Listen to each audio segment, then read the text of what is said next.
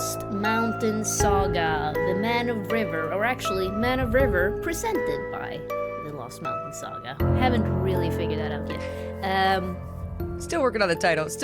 We're what, 20 episodes 40, in? Still working on the title. Episode 43 today, and Is it 43? Yep. Plus 5 extra, That's so impossible. We're technically on 48. That's impossible. It's impossible, but it's been, and you know, adding on the 2 extra seasons, like we're on 100. No, wait. Oh yeah. We're no, more than that. Something. Is it? Have we not hit 100? Not yet. Actually, maybe. Oh my gosh. Okay, maybe we're on episode 104. No, but I will have to add on later.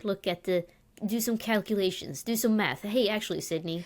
Why don't you do some math? Do some quick math. I'm really good at that. You should do it right now, Sydney. I would love to hear you.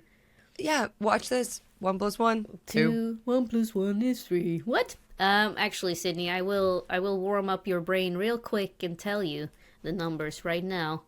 Lost Mountain Saga. Looking it up.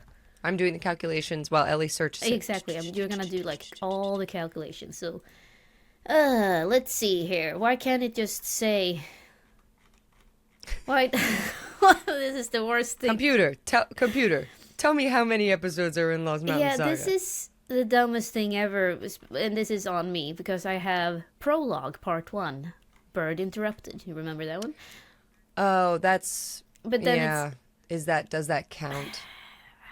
Oh yeah, it's the first episode of every. It's like when I killed that bird, and you are like, what type of bird? Yeah, you killed the bird. Type of bird? Is it a blackbird? Is it a hawk? Is it a falcon? God, we started so annoying to you. It really is like, hey everybody, welcome. Yeah, you were like, here's my new podcast that I'm creating, and we were like, what's the bird? Tell us more about the bird you mentioned in passing. Yeah, and I remember releasing, and that was like a lot of comments from like cold, funless Swedes. They were like, there's a lot of dicking around early on. Like, these girls are having a lot of fun. And I'm like, as if that's a bad thing. Yeah, these girls are having a lot of fun, and we should stop that. I was like, there's a dumb blackbird. You're like, actually, birds are intelligent. They're very smart. Oh my god. I'm so annoying. No, you were great. You were great. You were great, and you still are great. I'm not going to say it as past tense. I was about to say, but now... Yeah, you're really falling less off. so. What I actually wanted to do is plug our Patreon. After almost 50 episodes of Man of River, we haven't plugged our Patreon almost even once. We've done it, like, on Patreon. You know, because I've cut out all the, like, hey, check us out on Patreon, guys. And then I've added it to, like, the Birch Basements and stuff. And I'm like, but people are already on the Patreon. Right. So that's really stupid. Girl math.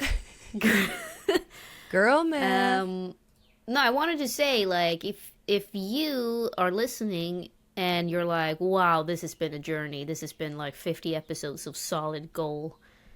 And you want to continue to enjoy us in your ears, then check out lostmountainpod.com. Wait, that's not the URL. The URL is patreon.com/lostmountainpod. Absolutely nailing it. This is approved by Jesus, that is sponsoring our podcast. That's the only one who... Oh my God. God. We got Jesus? He's cheap. He's a $5. Really? We don't... but the thing is, and we can't talk about it much yet, but Sydney and I, we have plans for the future, and your contribution to our future will mean that we can start doing that future soon, and it'll be great. Yeah, we've been talking a lot. We can't say anything yet because nothing is solidified, and we don't want to make false promises before we make it whole. But a new season, something different, and it's going to be really fun. So anyway, check out Patreon if you want. We're going to add stuff to it, and it'll be great. The reason why I'm stalling this episode, Sid, talking a lot of smack about Jesus, is because I'm a little worried. I'm a little worried. This episode has been haunting my life for the past 20 or so episodes. Or 20 or so weeks, I guess. Because, and you will know by the end of it, I'm worried I will fuck it up. It is a very important episode. Okay. Well, don't. Now I'm nervous. Why are you making me Then we can nervous? share the burden. How are you feeling about my nerves right now, Sydney? I was feeling. I told you before. I was also nervous just because so much has happened, and we're coming up on sort of the finale, the conclusion, which always makes me nervous because not only do you want to do right by the story, but you want to do right by your character. Yeah. And I feel like Eliza had a really, traumatic, fight. And she's recovered, and now we have to continue on this journey. So I'm a little bit just like, I really don't want her to die. No. But I want to play this out. Like, I want this to come to a conclusion, and if that's the conclusion, then that's the conclusion. But it would be really bummer if you scared. die, actually, because that really would ruin my plans.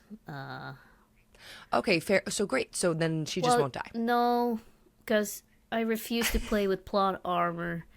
But yeah, I mean, if you die, you die, and we'll sell it as this is what actual plays are. I had not planned for you to lose your leg. I feel like I went a little hard. I don't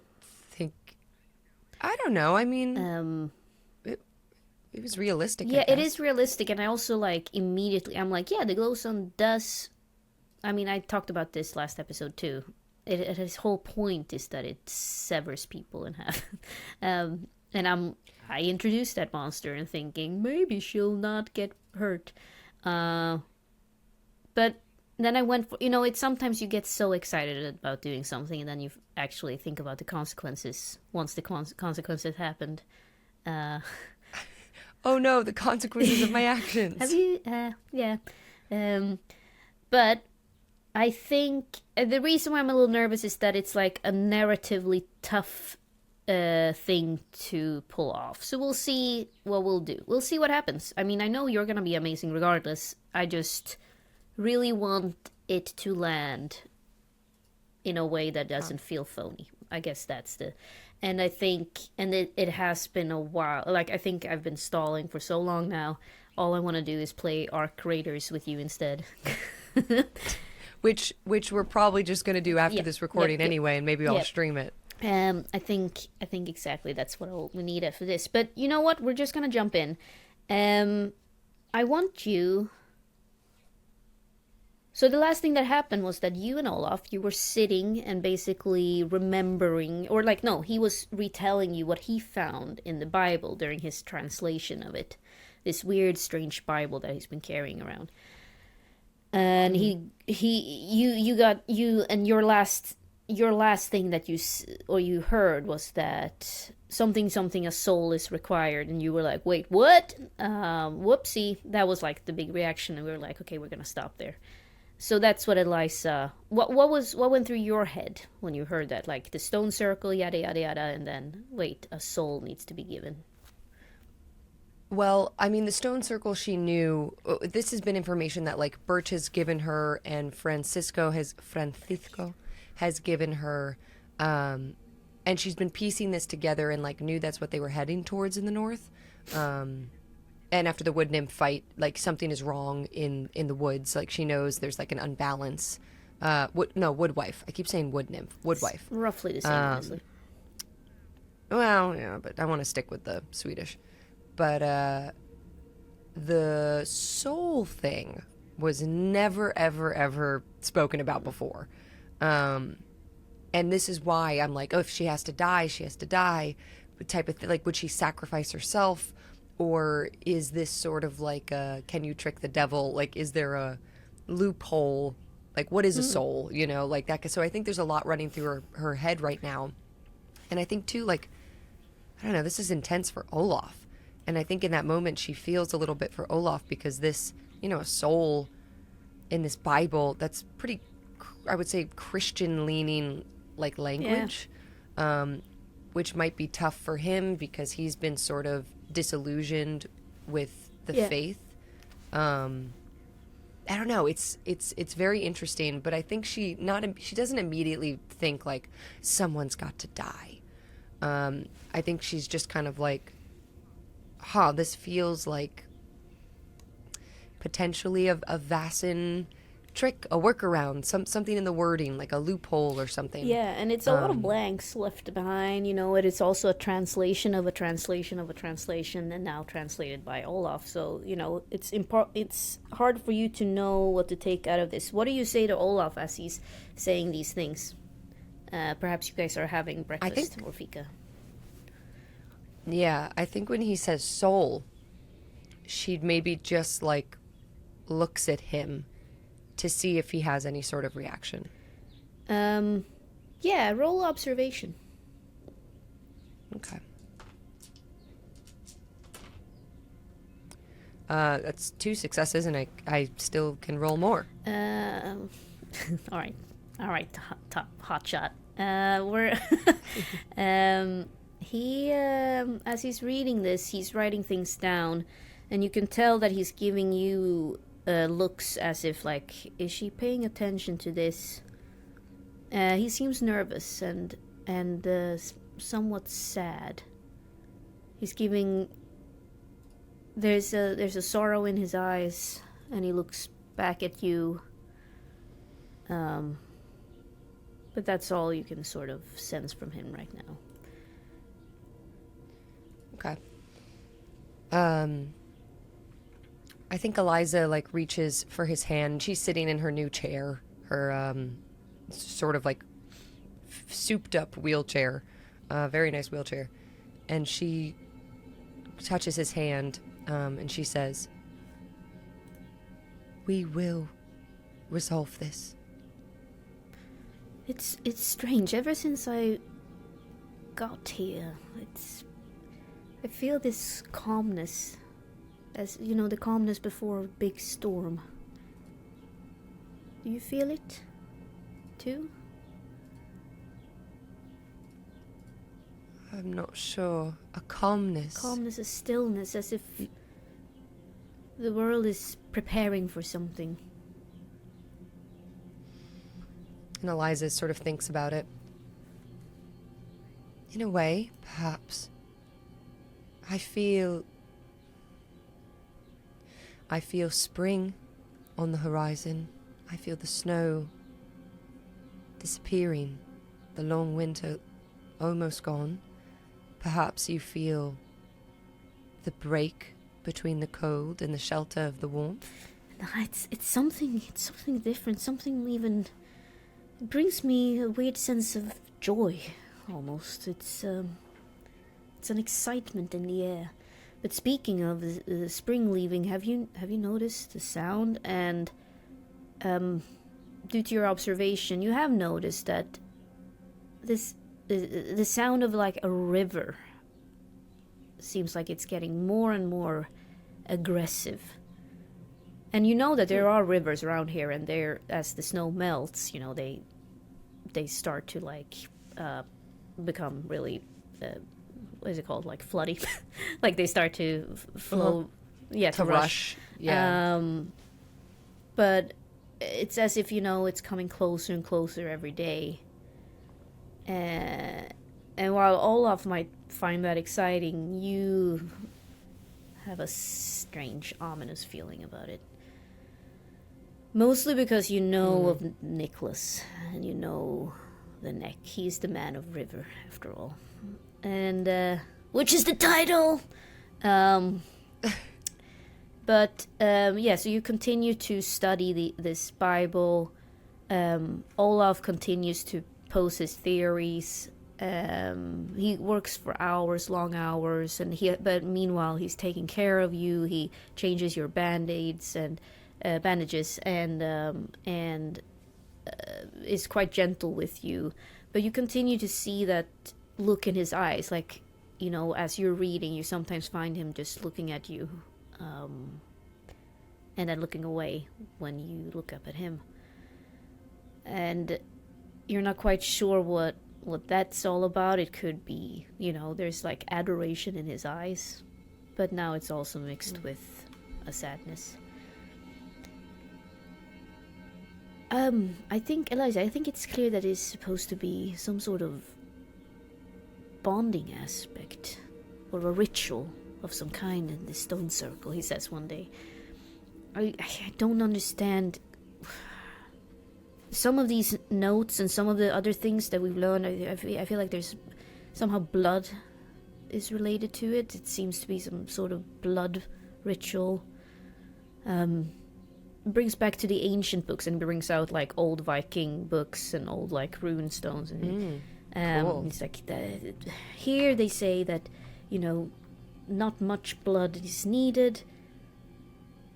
And it seems to be, someone says here that it needs to be a willing vasen. I don't know what this means. A willing vasen. Or like... Let me see that. He hands you. And Eliza, like, she perks up. She's maybe been, like, kind of slumped in the chair. And she starts flipping through. When I first read the word sacrifice, I didn't understand. I thought, the soul, and she looks back at Olaf, the soul. It said it needed a soul. That didn't make sense. Why would a circle of protection need a soul of a human? But perhaps it wasn't a human. And she now is, like, flipping through the book. Olaf, what if the thing that escaped, is the one that needs to be sacrificed, given back to the circle? And then she closes the book. Olaf, I have a theory. What if Nicholas is that thing? What if he doesn't even know it himself? He was the one, and I could be remembering this wrong. I think he was the one who told me more information about the stone circle. Did he tell me about the stone circle? Did Nicholas tell me? I don't remember. Maybe. Okay, well, regardless. The woodwife said something about like a betrayal, a great betrayal. Yeah. So, okay, well, this is Eliza also trying to remember. And she lost her leg, so cut her some slack. She says, what if Nicholas killed that other creature, the woodwife? Because she knew, and she was trying to tell me. I mean, yes, she was dangerous as well. I could have died out there. I could have died at any time during our travels. Nicholas could have killed me in Sigtuna. But he didn't then. There's a reason. I don't think Nicholas knows what he is. I think perhaps he wants to help. He wants to live a normal life. He wants to marry. But he can't. He would never be able to. Perhaps we have to trap Nicholas. There is that man, Eric Daniels. He was some sort of guardian to this, though. That's what confuses me about this soul. Perhaps there needs to be a sacrifice of a soul, and to give up their life. I mean, I think we need to find him, Eric, and I'll ask. But I thought Eric Daniels was not a Vasen. I thought he was just a man. Wouldn't he be dead by now? That's what I thought. That's what Francisco said. But Francisco said he never saw him after what happened to them 5 years ago. Perhaps he's still... And Francisco says a lot of things. I think we can agree. Yes, he is a confusing man. Damn it, Skid! He's a very confusing man. Many a tall tale Francisco has told us. So Olaf sits down. All right, let's gather what we have here. What I've discovered, it seems to be, we need some sort of a soul needs to willingly give themselves to the protection of this circle. What that means, if it's a... Because then we have these ritualistic blood rituals. I'm not sure that requires killing. And then... I see what you're saying. Right, perhaps Perhaps someone just needs to be there to protect them. Perhaps they don't need to necessarily die. The blood rituals is separate from the soul. And what if Eric was this willing person? But then he said that he failed his mission. That's what Francisco said. He kept saying that he had failed. The betrayal. The woodwife mentioned betrayal. Something happened to disrupt this circle. This guardianship. And I'm wondering if Eric is still out there, trying to fix this circle by himself. He seems well liked by the villagers here and the townspeople, but no one has, from what I understand, no one has seen him in a long time. Perhaps that's our first objective then, to see if we can find Eric Daniels or whatever he left behind. Whatever he left behind. I think we need to go to the stone circle if we can find it and see. Perhaps that will give us answers too. Let's ask some of the villagers. I'd like to talk to at least 5 people, get their full names, know where they live, and sort of their backstory. Anything that could help us. Sort of like where they came from, how many children they have, their profession, a memory, a childhood memory. I walk up to the nearest person. I roll my chair to the nearest person. Who do I see? Hello, I'm the tavern keeper. Oh, I'm in the tavern. Hold on.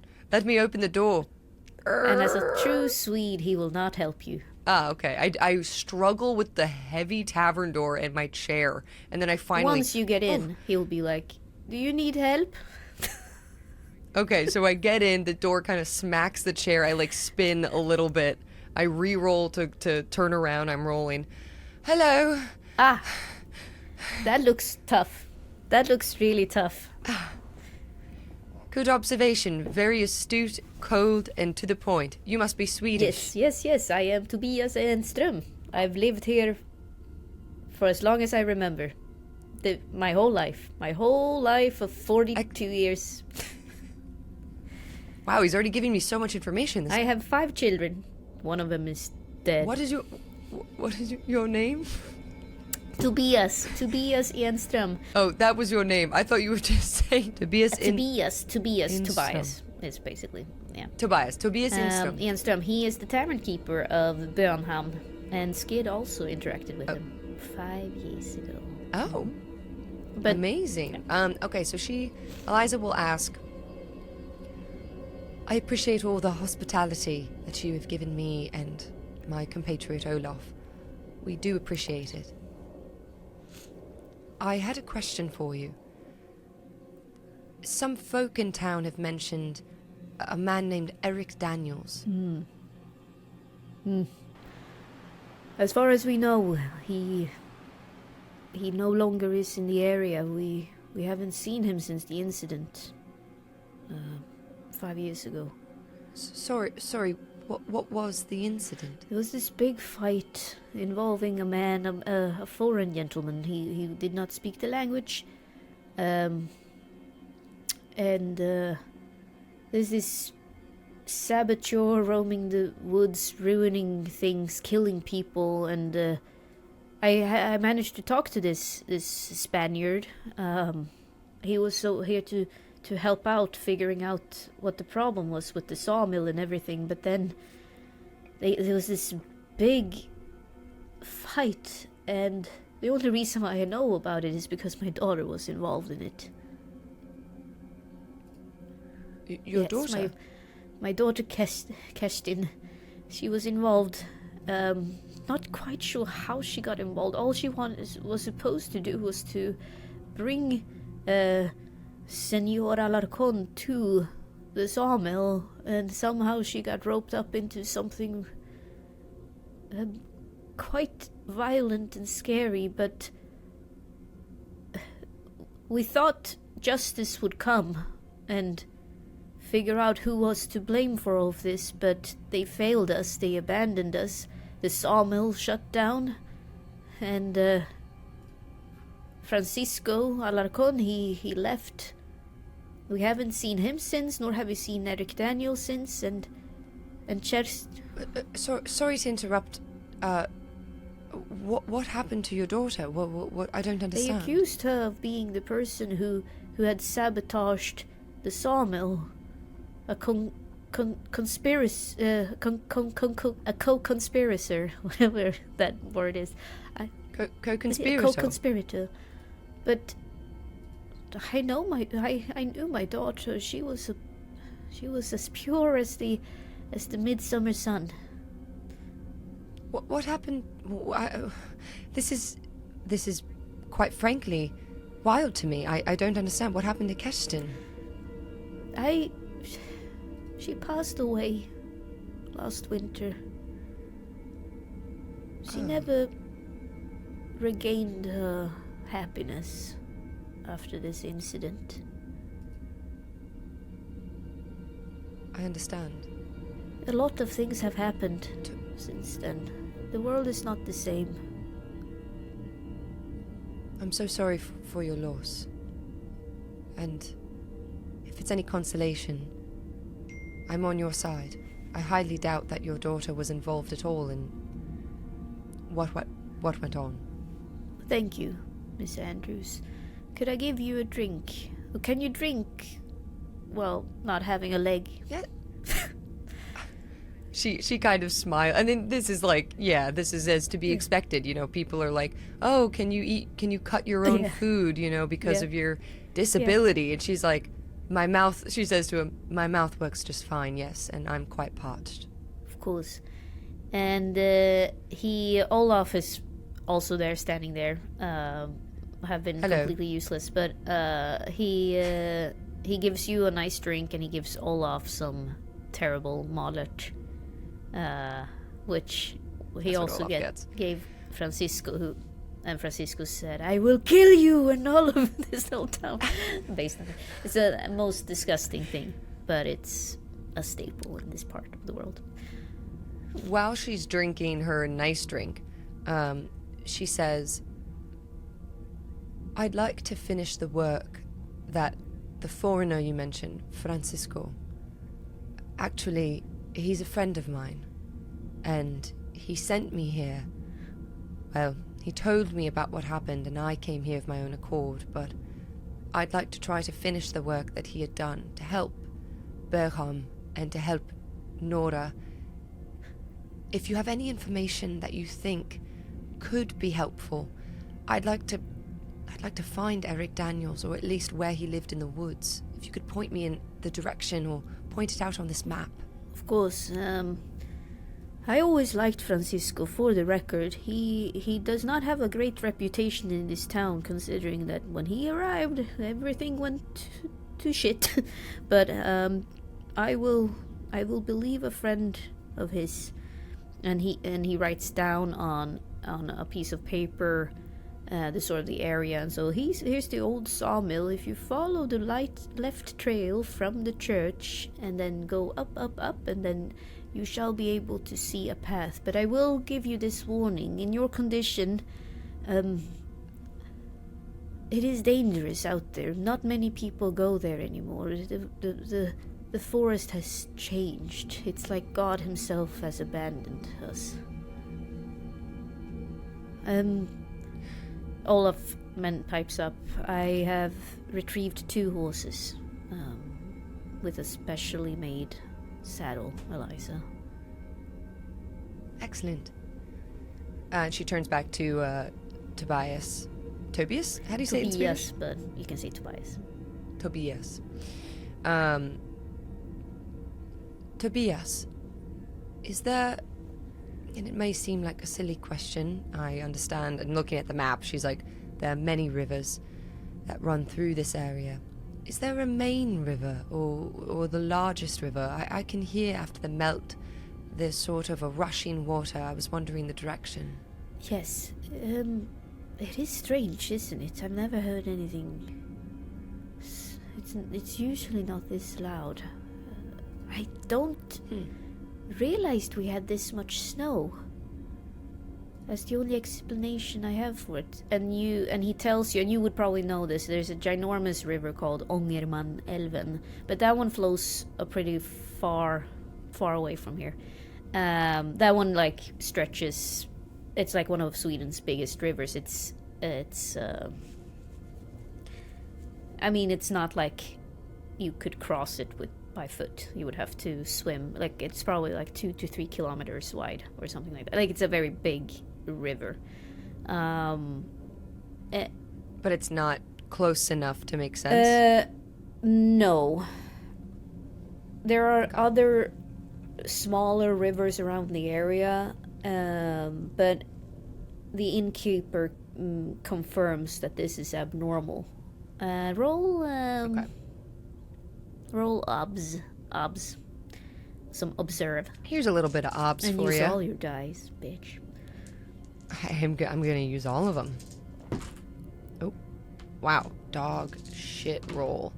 Oh, 1 success. Perhaps as you and Olaf are leaving the village, unless you want to do something else before you leave. No, I mean, Like- I would love to talk to 4 more NPCs, but if this was the maximum information... Well, you know what? One more quick NPC. I like to find a child. All right. Outside of the bar, when Olaf like helps you out, there sits a little boy in a newsie's cap, sort of, and on the chairs outside. He's using a knife to create a little wooden figure. Pardon me. She rolls up. Oh, my mother tells me I'm not supposed to talk to strangers. I was wondering what you were carving there. Oh, this is and you look at it. It looks like a little gnome, like a little tomte. Ah. It's my sister, Berta. I've made it fat, just like her. Oh. I don't know what your sister looks like, but to me that looks like a little tomte. Yep. Sounds about right. Berta looks like a tomte. So you know what a tomte is then? Of course I know what a tomte is. Everyone knows what a tomte is. Oh yes, everyone knows what a tomte is. I was wondering if you ever heard of any other secrets like tomte, things in this area, or things, you know, your mother or father tells you that you shouldn't go into the woods because there might be something out there. Oh, there was once a story about the serpent. A serpent that would drag small children into the forest and then eat them before they're dead. Wow, so he would eat them alive? Before they're dead. Wow, like a... Right, like a snake. Snake. The old Prince Lindorm. This checks out, like you know about the Lindorm, but it doesn't seem like Oh. a good clue for this. But I can. Okay. How about your roll investigation and see if you can actually get, like, I'll see if I can give you an actual clue. Okay, I mean, also he is a child. So. Yeah, he'll tell you. Yeah, once there was like a spaceship that came out and then just started nuking the shit out of this forest. That's so interesting. I have to go now. Alright, let me see. Oh, 2 successes. Well, I either really know that he's useless or I know something useful. You know that the Lindorm stuff is a red herring. Let's see. What clues do I have?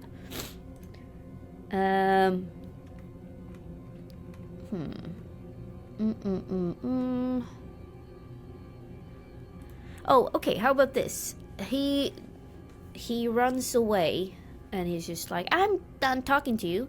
But as he runs away, there's like little girls like running with him, and they start singing a song, and that song is eerily familiar to what you and Olaf are planning to do, of like no stone unturned, restore the stone to to keep the evil away, or like something like that, like restore the stones to keep the evil away, drop one drop of blood from the Christian man and one drop of blood from the creature out there, you know, something rhymey like that. I'm not good at rhymes, but You'll put that in post. I'll You'll make a the rhyme really up and put it in cool post. rhyme that sounds like weird, but that's roughly what it says. Of like 1 drop of blood. Okay, so pause for edit, and then I'll go like this. Whoa. Can you believe that I just made that up on the spot? Wow. Improv. Okay, interesting. So yeah, Eliza kind of hears that. Maybe she doesn't catch all of it, but she like hears that on the wind and kind of looks and sees these children just like running around in the spring mud as the snow is melting and stuff. Yeah. And she just thinks on it. Like it's just like an interesting, huh. Yeah. And then she rolls over towards Olaf and the horses. And the two of you, with like provisions and stuff, you're prepared. You're carrying, things. You're prepared for everything. You leave this village and take a pretty stony trail away from the village on horseback.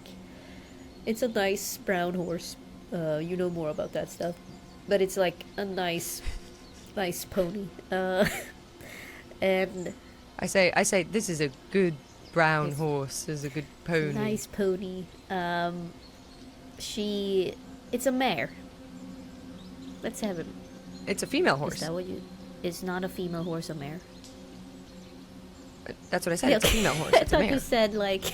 It's like I was agreeing with you. You said it's a mare. I said was it's a worried female that mare horse. is like that's a female goat. A female horse is actually a cow or whatever. Okay, cool. A mare is a female horse. What's a female pony then? Also a horse? Also mare? No. I think a mare is like female equine. You know what? I'm gonna female pony. Maybe there's a different name. Now I'm Because curious. a pony is still a horse, right? Female They're just pony. shorter horses. Oh no, an adult female pony is called a mare. Oh, but a young female pony is called a filly. The young horses are called fillies. Isn't that cute? No, wait.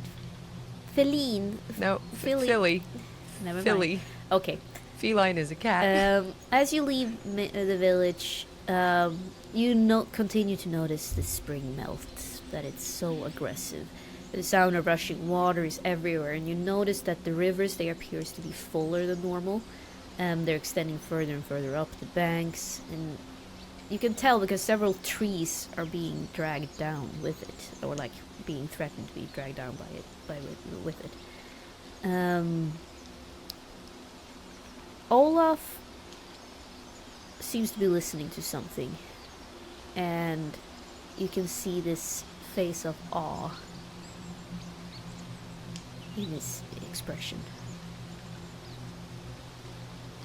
As they're riding, Eliza kind of sees him. What is it, Olaf? It's what I keep coming back to. This land is special. There's something here ever since Eliza, ever since I lost I've lost everything, right? And so I sought out Christ. I needed him desperately, but doubt always remained in my heart. And the pain, it's been excruciating.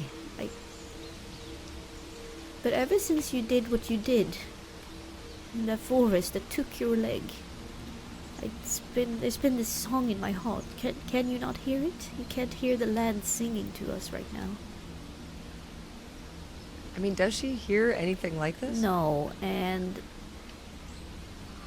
you remember worriedly that the sight will turn people crazy if they don't check themselves. I think she like trots up a little closer to Olaf. Olaf, Eliza.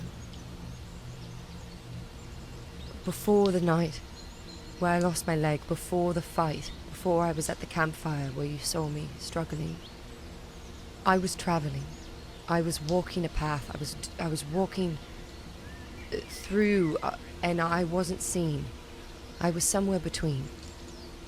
These lands can do that to you. They can trick your mind. They can make you believe things, hear things, see things. Olaf, I saw my sister. I hadn't seen my sister in years. I lost her. And normally when I saw her, it was horrible. It was nightmares. It was terrible, terrible visions. But on that night, I saw her lovingly, and I believe she was helping me. But I also saw other things. I saw Jonas. I saw a false image of Jonas. Whatever it was trying to trick me into walking off the path, into walking off into pure death. It can do that.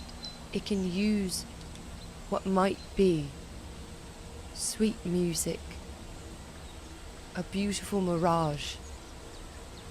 You have to remember who you are, who I am, and why we're here. I know exactly who you are, Eliza. You're a kind, beautiful woman. Through and through, and you will save us all. I believe that. Olaf, I can't do it without you.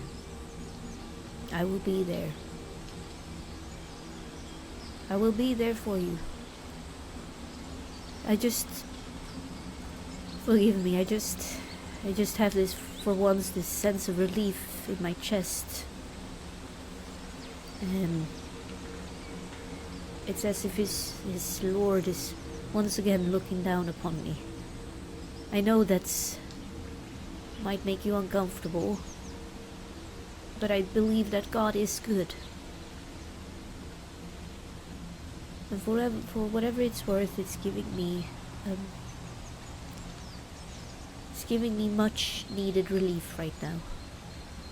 It's as if I can hear his intention on this land. Oh boy.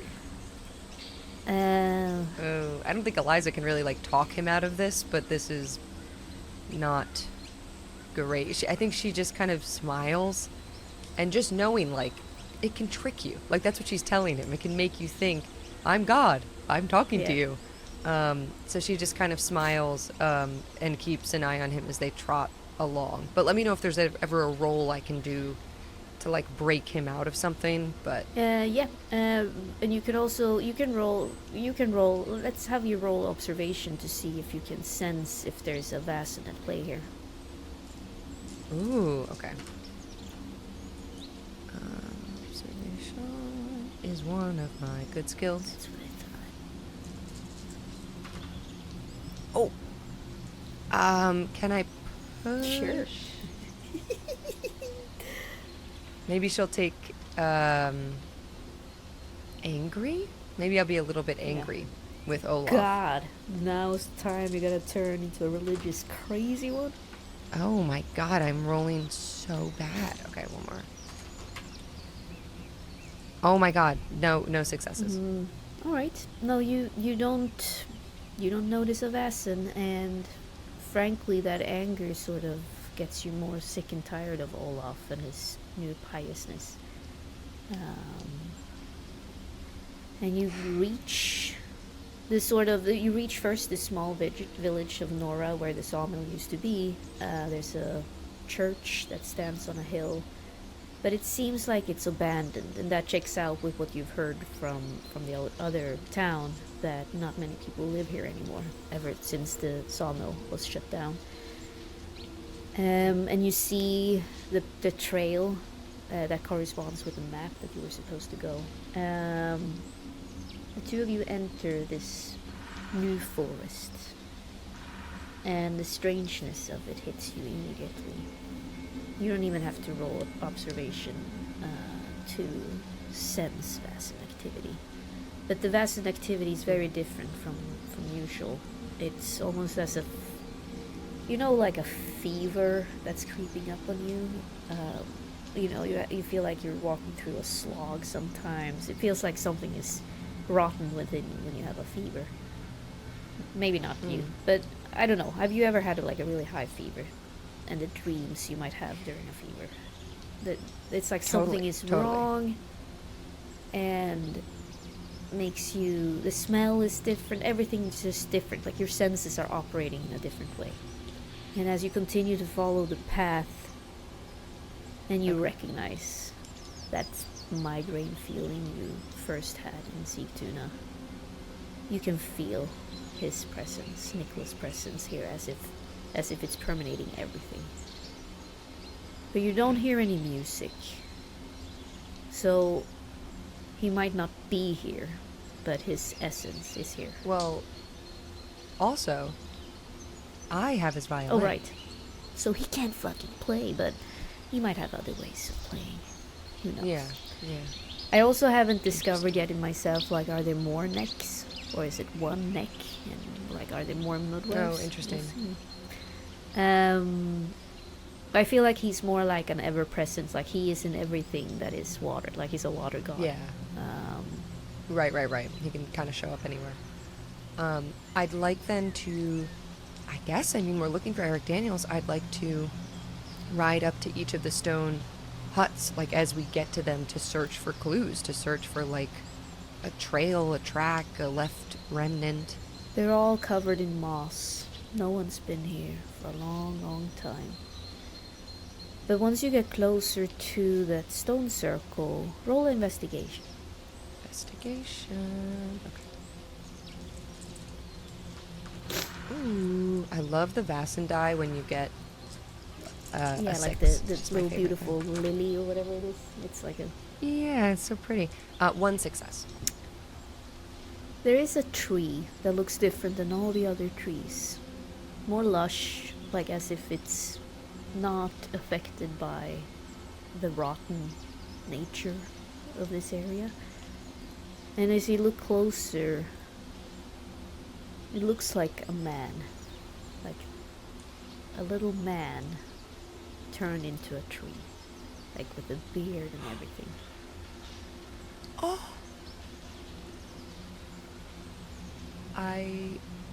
Oh no. I mean, she points it out to Olaf. Oh no. What if we're too late? And she rides up to this figure. You study it for a while, but this is Eric Daniels, or whatever it used to be Eric Daniels.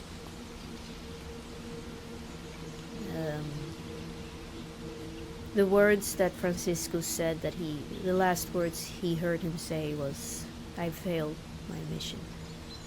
I have failed my mission. God help us all." Olaf stands by the stone circle now. "I can see it, Eliza. I know what we must do. I need your help in this." He takes out another Bible, a regular Bible this time, and he flips some pages. He's like, "I would like to see if I can fix it. Restart the stone circle. Eliza, can I try?" Yes, Olaf, of course, this is what we were meant to do. But we both read it. There needs to be a sacrifice. Do you mean to do the blood part now? "Lord of the living and the dead, look upon this broken gate. By the nail," and he takes out that nail that you brought with you from Longnat, "and the thorn," and he brings out a knife. "Let the circle be closed. By the word and the will, let the shadow be stayed." He turns to you, and that sadness that you observed before fills his eyes. Tears are starting to stream down his face, but there's still a determination. And he takes out the knife and cuts his own hand, letting his blood reach the ground. "As the shepherd stands before the wolf, I offer my spirit to be silent, to be the silent watch, binding my breath to the wind and my blood to the soil of this realm. I will be the warden of the threshold. I shall not leave my post until the rivers run dry and the stars go dark.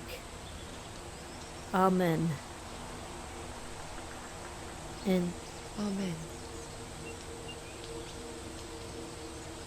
Eliza, you realize what he's done, right? I mean, this was the part that was supposed to happen, though. He was supposed to sacrifice his blood. Roll Uh-oh.